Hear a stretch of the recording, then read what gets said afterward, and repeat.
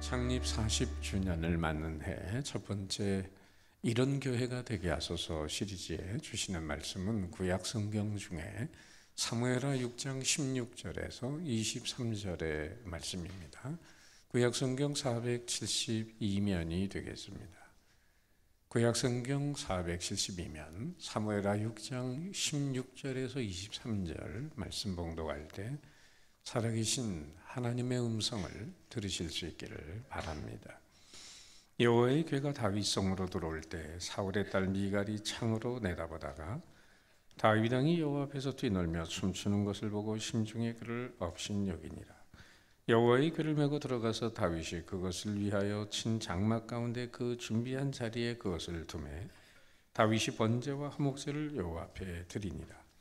다윗이 번제와 화목제 드리기를 마치고 만군의 여호와의 이름으로 백성에게 축복하고 모든 백성 곧 온 이스라엘 무리에게 남녀를 막론하고 떡 한 개와 고기 한 조각과 건포도 떡 한 덩이씩 나누어 주매 모든 백성이 각기 집으로 돌아가니라. 다윗이 자기의 가족에게 축복하러 돌아오매 사울의 딸 미갈이 나와서 다윗을 맞으며 이르되 이스라엘 왕이 오늘 어떻게 영화로우신지 방탕한 자가 염치 없이 자기 몸을 드러내는 것처럼 오늘 그의 신복의 계집종의 눈앞에서 몸을 드러내셨도다 하니 다윗이 미갈에게 이르되 이는 여호와 앞에서 한 것이니라.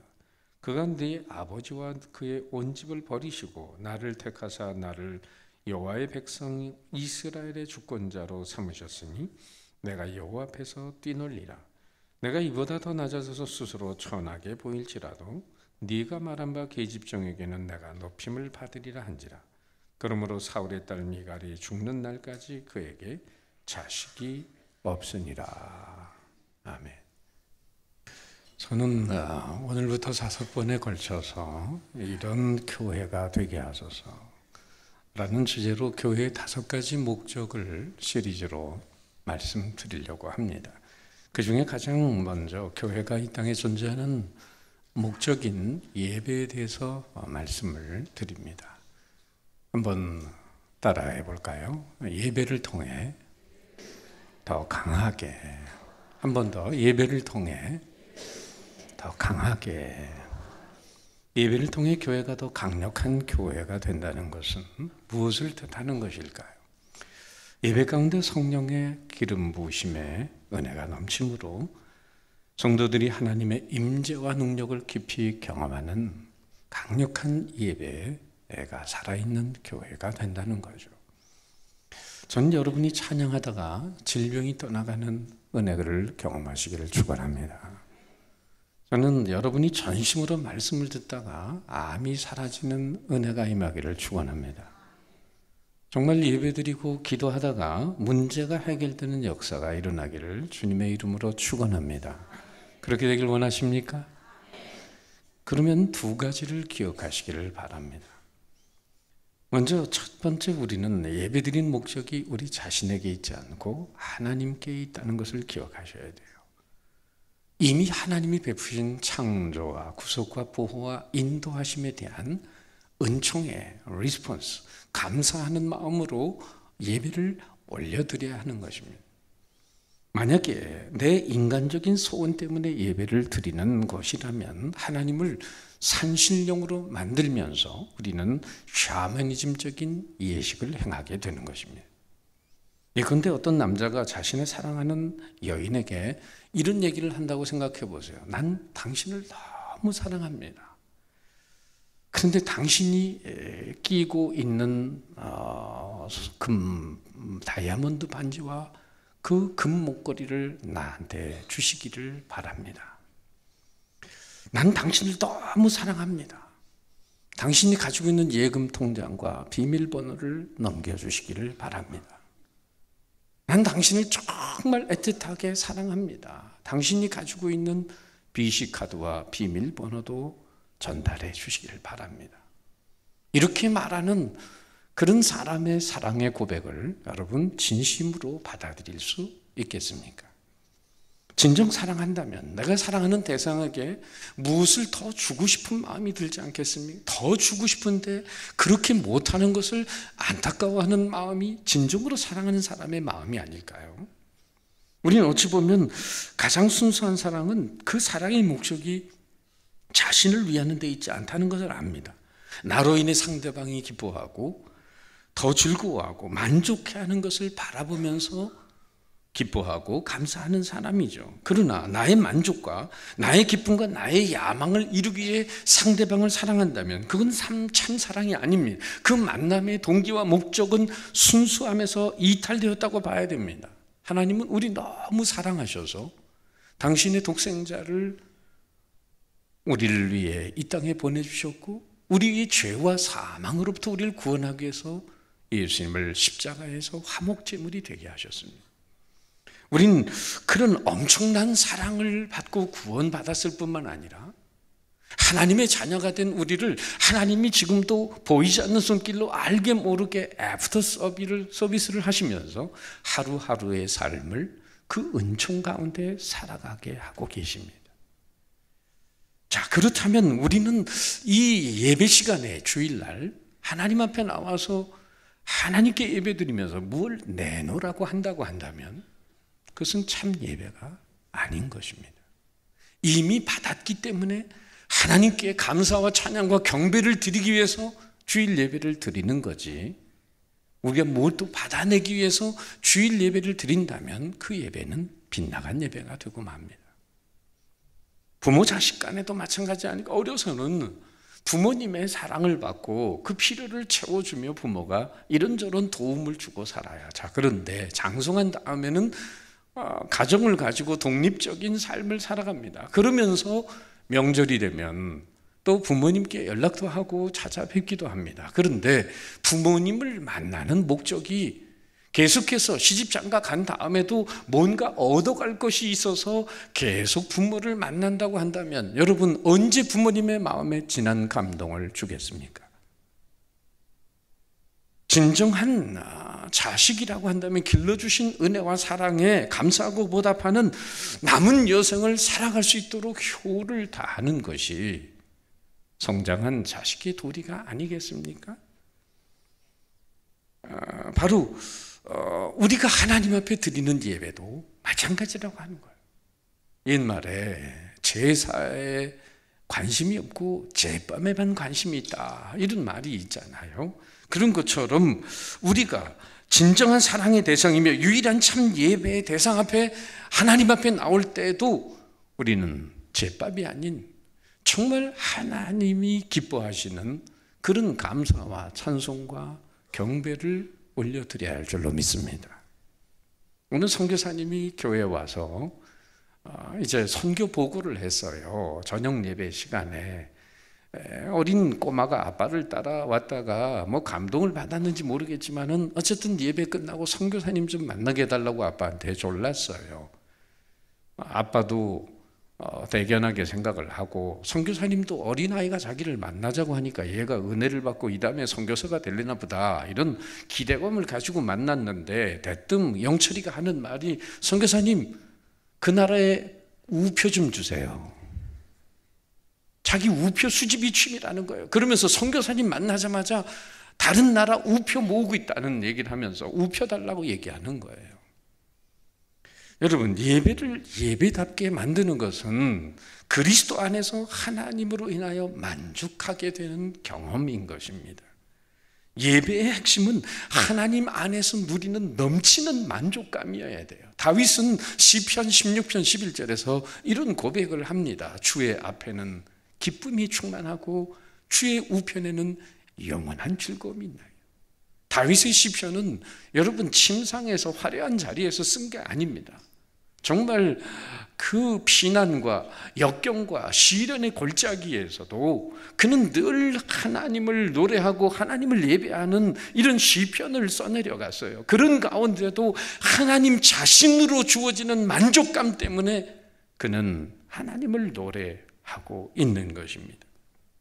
여러분은 무엇 때문에 하나님 앞에 나오고 있습니까? 무엇 때문에 교회 예배당에 왔습니까? 사도행전 3장에 보면 예배당에 온 사람이 하나 있습니다. 성전 미문에 앉아있는 안진뱅이입니다. 그 사람은 성전에 가까이는 왔어요. 그런데 성전 안에서 되어지는 일에는 별로 관심이 없는 것 같습니다. 그리고 성전을 출입하는 사람들에게서 뭔가를 얻어내기 위해서 이런 시선으로 바라본다고 성경은 기록되어 있습니다. 사도행전 3장 4절에 무엇을 얻을까 하여 바라보거늘. 예배당에 와서 하나님을 바라보고 하나님을 만나는 감격에 빠지는 것이 아니라 하나님의 성전 앞에 와서 여전히 내가 세상에서 얻어 가실 것에 대한 관심과 굶주림에 빠져 있다면 신앙의 가장자리를 계속해서 맴돌고 있는 것입니다. 그 사람이 가지고 있는 관심은 고상한 말로 말하면은 소유지향적 관심, 경제적 관심이에요. 내일 지구가 멸망해도 나는 두렵지 않다. 누가 말했다고 했죠? 하루살이가 말했습니다. 하루살이에게는 내일이 없어요. 그날 사는데 관심이 있을 뿐이에요. 오늘도 나 자신이 신앙의 깊은 곳으로 나가지 못하는 이유가 무엇인지를 점검해 볼 필요가 있습니다. 성전의 가장자리만 맴도는 이유는 주님을 바라고 주님을 구하는 것이 아니라 주님을 통해서 현실적만 여긴 복만을 구하는 데 문제가 있는 것입니다. 예배드리고 가는 차 안에서 아버지가 어린 아들에게 말하는 거, 오늘 목사님 설교 형편없었지. 이거 설교라고 하는지. 오늘 성가대 찬양 형편없었지. 그걸 찬양이라고 하는지. 어린 아들이 아빠한테 그럽니다. 아빠, 1,000원 내고 뭘 기대하세요? 이런 싸구려 예배를 드리는 인생들이 있단 말이죠. 여러분, 정말 강력한 성령의 기름 부음이 있기 위해서 여러분 하나님 중심의 예배를 하나님이 원하시고 하나님께 돌려드리는 감사와 찬양과 경배가 있기를 주의 이름으로 축원합니다. 또 한 가지 강력한 예배 가운데 성령의 기름 부으심이 있기 위해서는 두 번째, 하나님의 은혜를 간절히 사모해야 됩니다. 따라합시다. 간절히 사모해야. 시편 107편 9절에 저가 사모하는 영혼을 만족하게 해주시며 줄인 영혼을에게 좋은 것으로 채워주심이로다. 만족해 하려면 사모함이 있어야 되고 좋은 것으로 채워지려면 줄인 영혼이 돼야 된다고 시편 기자는 고백하죠. 역대하 16장 9절 말씀, 여호와의 눈은 온 땅을 두루 감찰하사 전심으로 자기를 향하는 자에게 능력을 베푸시나니. 아무에게나 하나님이 능력을 베푸시는 게 아니라 전심으로 하나님을 구하는 자들에게 능력을 베푸신다라고 성경은 약속하고 있습니다.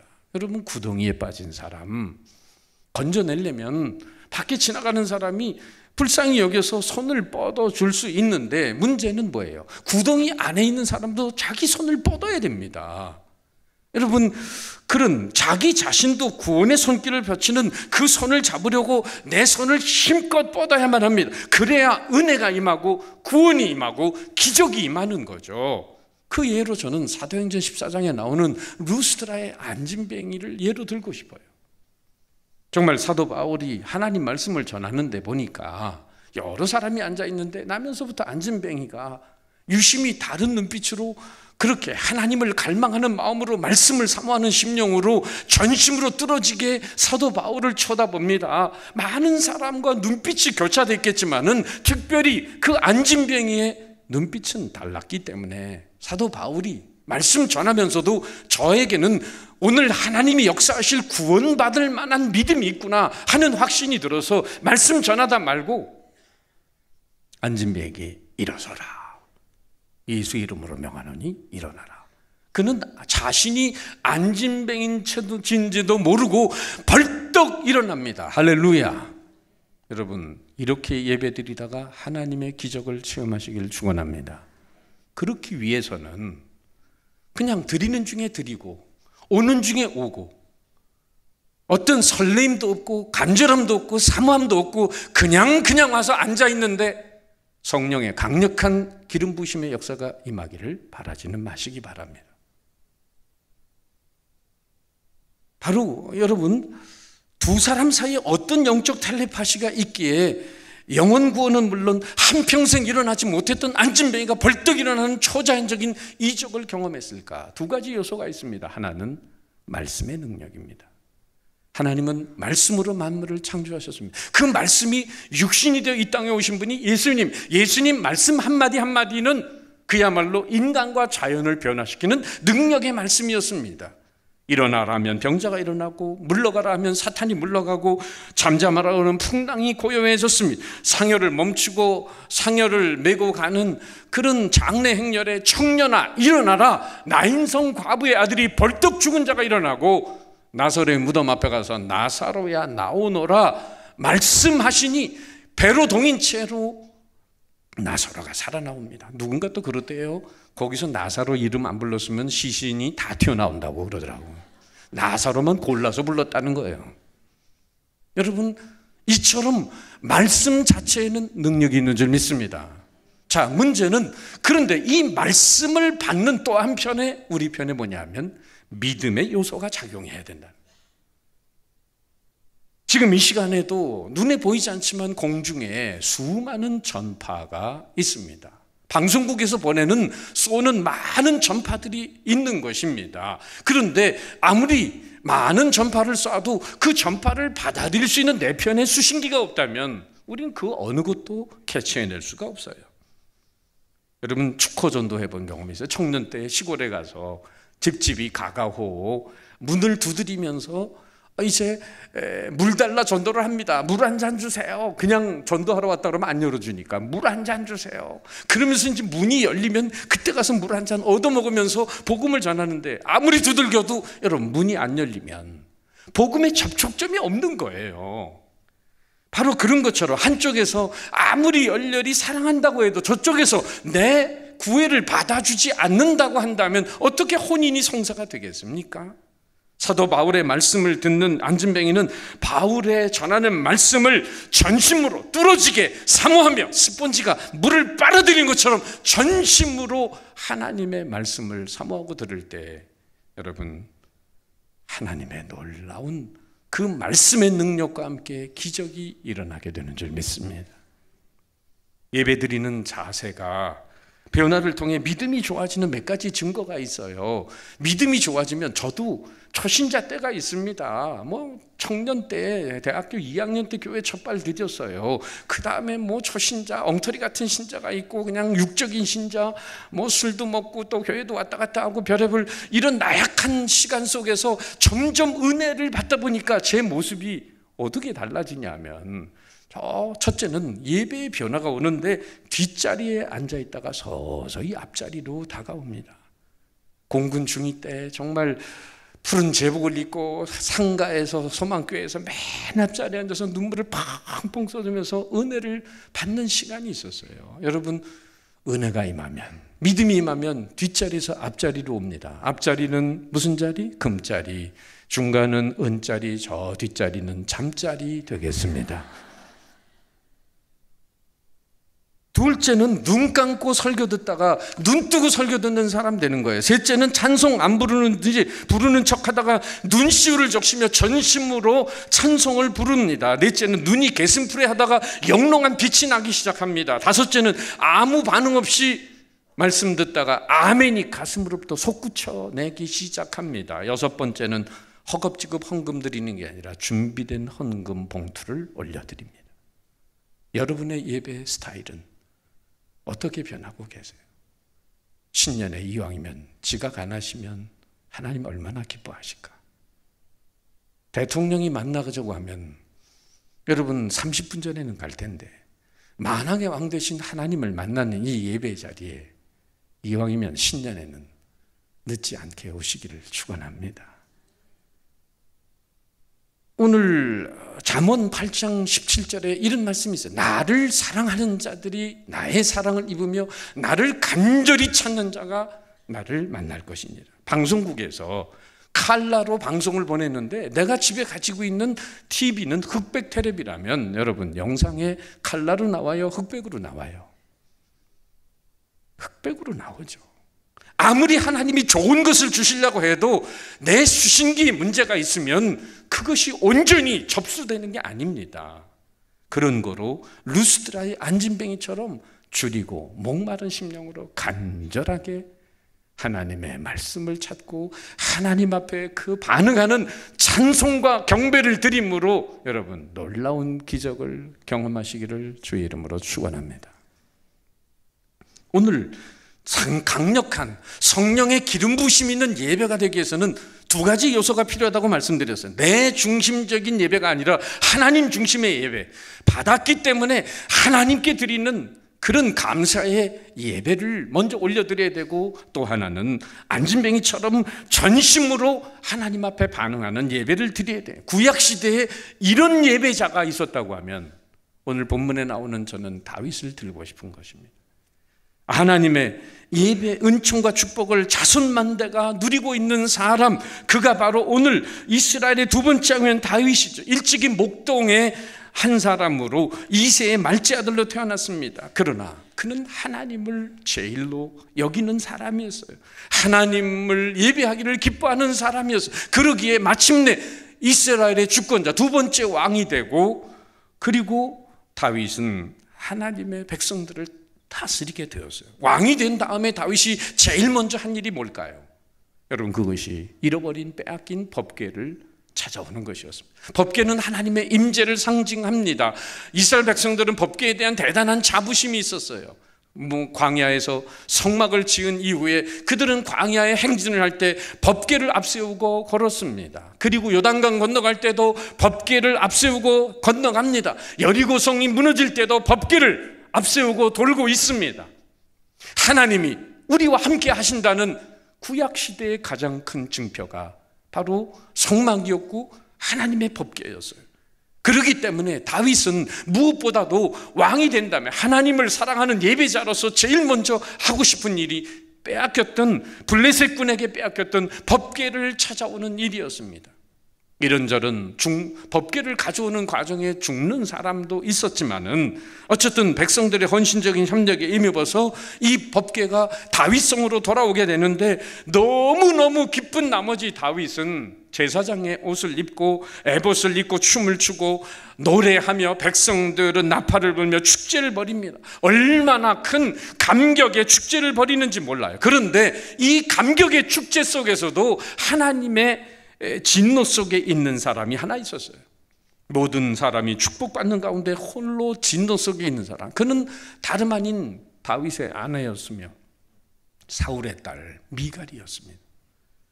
다윗의 아내, 한 나라의 왕비임에도 불구하고 성경은 사울의 딸이라고 기록하고 있는데, 다윗이 그 법궤 앞에서 춤추는 모습을 보면서 이렇게 비아냥거립니다.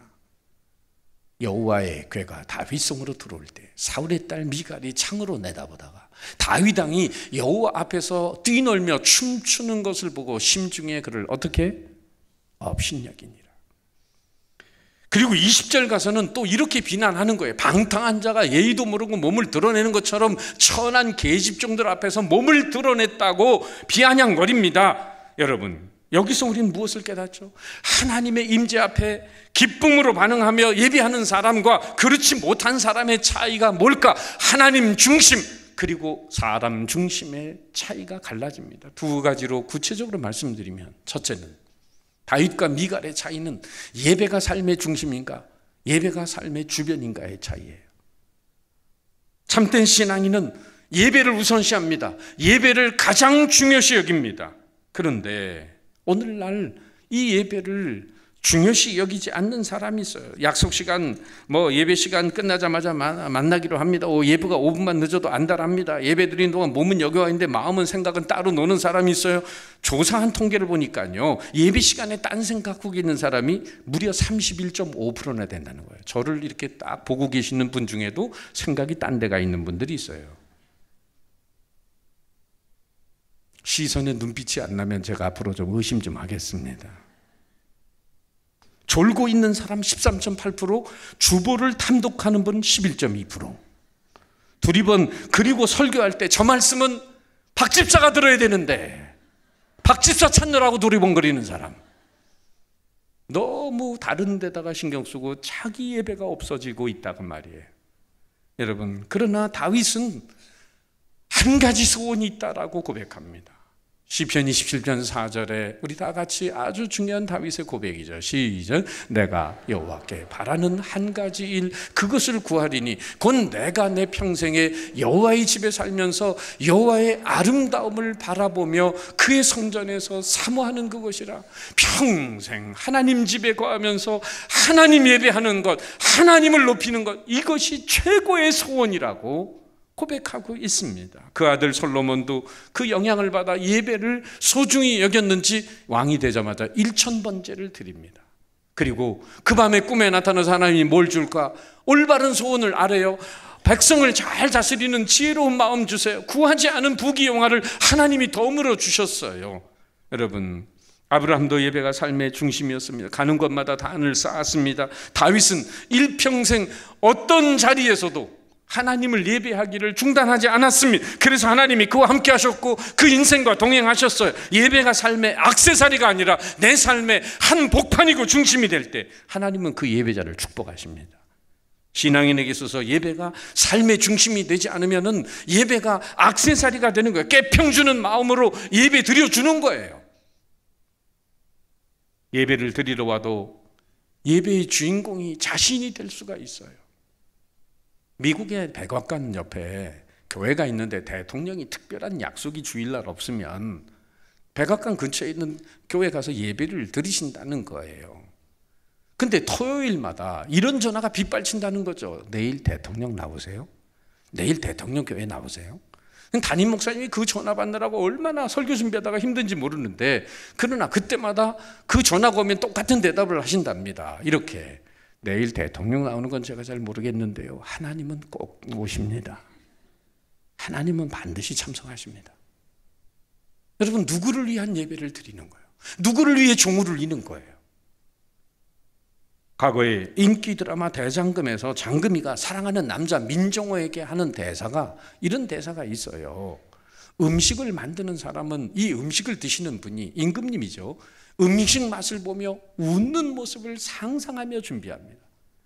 임금님 수라상에 올라가는 음식을 준비하는 대장금의 여인들이 어떤 마음으로 이 음식을 만드냐 하면, 임금님이 드신 한나라의 제일 높은 분이 드시니까 얼마나 정성스럽게 만들겠어요. 또 맛있게 만들겠어요. 그것을 임금님이 드시고는 무릎을 탁 치면서 이야, 기가 막히구나, 이거 누가 만들었냐 하고 감탄이 나오는 그 모습을 상상하면서 부엌에서 임금님 수라상 준비하는 대장금에서 음식을 만든다는 거예요.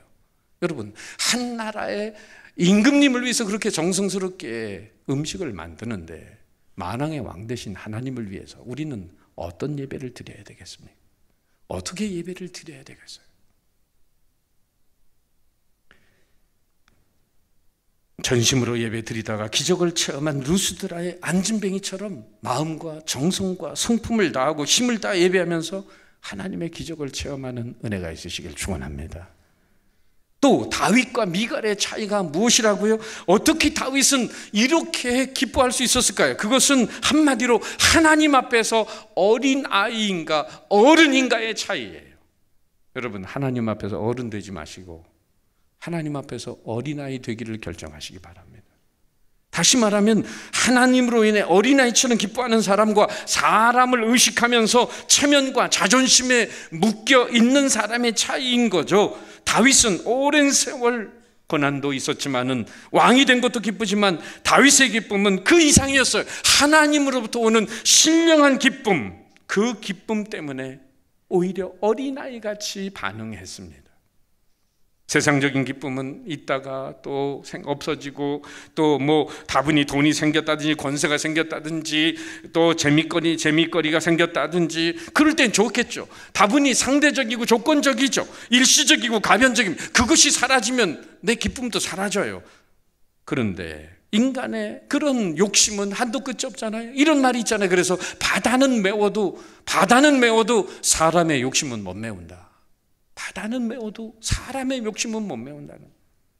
참, 성지순례 가서도요, 한국 사람 대단해요. 부동산 여기 땅값 얼마냐고 묻는 사람, 전 세계에서 땅값 묻는 사람은 한국 사람밖에 없어요. 하나님이 주시는 기쁨, 세상에 일시적인 기쁨과는 차원이 다릅니다. 그래서 다윗은 시편 4편 7편의 7절에서 이런 고백을 해. 주께서 내 마음에 두신 기쁨은 그들의 곡식과 새 포도주가 풍성할 때보다 더하니이다. 여러분, 추수하는 농부의 기쁨은 수확의 기쁨이 아니겠어요? 그러나 다윗은 그런 일시적인 수확의 기쁨보다 오히려 하나님을 만나는 기쁨, 하나님의 임재 앞에 정말 반응하는 그 기쁨은 이 세상의 어떤 풍성한 곡식보다도 더하다고 고백을 합니다. 다윗은 무수한 고난의 자리에서 자신을 구원해 주신 하나님의 그 은혜를 잊지 않고 있어요. 왕의 자리에 올라서도 하나님의 임재를 상징하는 법궤가 돌아올 때 그는 가만히 있을 수 없었습니다. 어린아이처럼 춤을 추며 기뻐하며 노래하며 반응했습니다. 여러분, 그런데 사울의 딸 미갈은 화려한 왕궁에서 자랐으면서도 하나님의 분에 넘치는 은혜와 축복을 받았으면서도 그 심령에 감사가 없고 찬양이 없고 기쁨이 없어요. 오늘도 하나님을 예배하면서 십자가를 통한 구원의 감격이 없거나 싸늘하게 그 감격이 식어진 사람들에게는 예배를 드려도 기쁨이 없습니다. 감격이 없습니다. 감격의 반응이 없어요. 어린아이 같은 모습이 사라지고 어느새 굳어진 화석화된 예배를 드리고 있는 거죠. 우리는 하나님 은혜 안에서 신앙생활하면서도 미갈처럼 체면과 위신, 자존심에 매여 있지 않습니까? 옛말에 이런 말이 있죠. 사흘 굶어도 남 앞에서는 이빨 쑤신다. 배고파 죽겠는데 지금 또 이빨 쑤시면서 또 먹는 채 한다는 거예요. 양반들이 하는 거겠죠. 양말은 헐어도 구두는 번지르하게 닦아 신는다. 속은 엉망인데 겉만 또 번지르하면 된다는 거죠. 여러분, 이런 체면이 외식과 형식이라는 데 문제가 있어요. 다시 말하면 겉과 속이 다른 자신을 포장하는 게 체면이라는 말이죠. 하지만 체면 가지고 주님 깊이 만나지 못합니다. 체면 버리지 않으면 온전한 신앙생활 하지 못합니다. 주님 앞에서는 어린아이와 같이 정직하고 깨끗하고 순진하고 순수한 마음을 가져야 합니다. 오늘 본문에서 다윗은 체면 생각하지 않고 순수한 마음으로 하나님 예배합니다. 에봇을 입고 하나님 법궤 앞에서 힘을 다해 춤을 추고 노래하며 그렇게 기뻐합니다. 억제할 수 없는 감격에 겨워서 춤을 덩실덩실 췄어요. 사실 다윗은 왕 되었을 때도 그렇게 기뻐하지 않았습니다. 춤추지 않았어요. 전쟁에서 다른 나라 적들을 제어했을 때도 춤추지 않았습니다. 그런데 오랫동안 빼앗겼다가 다시 돌아온 법궤 앞에서는 춤을 춥니다. 체면도 아랑곳하지 않고 몸을 흔들며 흥겹게 춤을 추는 바람에 옷이 벗어지는지도 몰랐어요. 그러자 그의 아내 미갈은 몸이 드러나도록 춤을 추는 남편 다윗을 보자 심중에 업신여기는 마음이 들었습니다. 다윗이 춤을 춘 건 하나님 앞에서 어린아이처럼 행한 것이고 꾸밈이 없고 순전한 그런 감격의 표현이었습니다. 결국 춤을 추었던 다윗은 이스라엘의 위대한 왕이 되고 그 후손을 통해 메시아 예수 그리스도가 오고 지금도 이스라엘의 국기에 다윗의 별이 걸려 있습니다.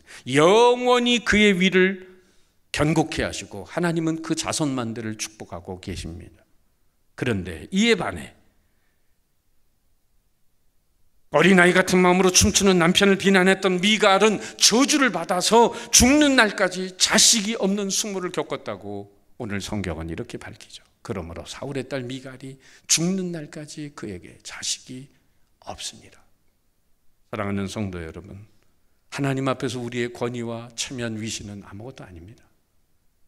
우린 하나님을 기쁘게 하고 하나님께 영광 돌리기 위해 선택된 하나님의 자녀들입니다. 우리는 하나님 앞에서 어린아이처럼 순수해야 합니다. 예수님도 말씀하셨어요. 어린아이같이 되지 않냐면 결단코 너희들이 천국에 들어가지 못하리라. 신앙적인 면에서 어떤 상황 가운데서도 우리의 체면 위신을 벗어버려야 돼요. 삭개오가 체면 생각했다면 어떻게 뽕나무에 올라갔겠습니까? 그도 돈 많은 사람, 부자요, 세리장이요, 당시에 로마의 앞잡이지만은 관원이요, 그래도 신분과 그리고 위신이 있는 사람, 체면이 있는 사람인데 어린아이처럼 뽕나무에 주님 만나려고 기어가는 그 엉금엉금 기는 모습이 없었다고 한다면 예수님 어떻게 만났겠어요? 주님은 그의 모습을 보고 이렇게 말씀하시잖아요. 내가 오늘 네 집에 유하여야겠다. 그리고 하나님의 구원이 이 집에 이르렀다고 축복해 주셨습니다. 여러분, 다윗이 법궤를 장막 안에 옮겨놓고 가족들을 축복하기 위해 돌아오는데 비꼬는 말로 미갈의 말을 들었을 때 다윗이 반응한 고백을 들어보세요. 다윗이 미갈에게 이르되 이는 여호와 앞에서 한 것이니라. 그가 내 아버지와 그의 온 집을 버리시고 나를 택하사 나를 여호와의 백성 이스라엘의 주권자로 삼으셨으니 내가 여호와 앞에서 뛰놀리라. 내가 이보다 더 낮아져서 스스로 천하게 보일지라도 네가 말한 바 계집종에게는 내가 높임을 받으리라 한지라. 여러분, 가지고 있는 명성이나 체면 때문에 예배의 감격을 더 깊이 누릴 수 있는데도 하나님 앞에 감사와 기쁨으로 반응하지 못할 때가 얼마나 많아요. 이 손 한 번 드는데 막 천근만근이신 분 계시죠? 천근만근. 설교 끝나고 찬양할 때 제가 보겠습니다. 손 드는 분이 이 안개 없는지 있는지. 여러분, 정말 여러분이 가지고 있는 명성과 체면 때문에 예배의 감격을 빼앗겨서는 안 됩니다. 어느 교회의 부흥사 목사님이 오셔가지고 집회를 하면서 웃기는 말을 했는데 성도들이 아무도 안 웃는 거예요. 이 웃기려고 했는데 안 웃으면 그것처럼 강사가 힘든 게 없거든요. 그래서 예배 끝나고 집회 끝나고 물었대요. 아니 도대체 웃어야 될 시간에 왜 안 웃는 거예요 이 성도들은? 그랬더니 한 성도가 말해요. 우리는 당회의 허락을 받아야 웃습니다. 여러분 안에 있는 미갈을 제거하시기를 바랍니다. 체면 때문에 하나님과 깊이 만나지 못한다면 안타까운 일이 아닐 수 없습니다. 어린아이 같은 다윗의 마음으로 하나님의 임재 앞에 반응하시기를 바랍니다. 감사와 찬양과 경배를 드리면서 뛰며 기뻐하며 춤추며. 여러분, 8.15에 그런 그 해방을 맞이했을 때 우리 민족의 기쁨은 얼마나 컸겠어요. 홍해바다 건넌 이스라엘 백성들이 처음 감격하여 춤추며 노래했던 시간이 있습니다. 오늘 십자가의 구원의 감격을 날마다 내 마음속에 되새김질하면서 한 주간 동안 하나님이 알게 모르게 베푸신 그 은총을 생각하면서 받으려고 예배드리지 말고 드리려고 예배드리고, 그리고 어린아이 같은 마음으로 기쁘게 다윗처럼 반응하는 예배를 드릴 때 하나님께서 기뻐 받으시고, 또 예배 중에도 하나님이 초자연적인 이적을 안진뱅이에게 베푸신 것처럼 우리의 삶 속에 기적을 행하시는 역사가 있으리라 믿습니다. 이 은혜가 여러분과 함께 하시기를 바랍니다. 내가 여호와 앞에서 뛰놀리라. 기도하겠습니다.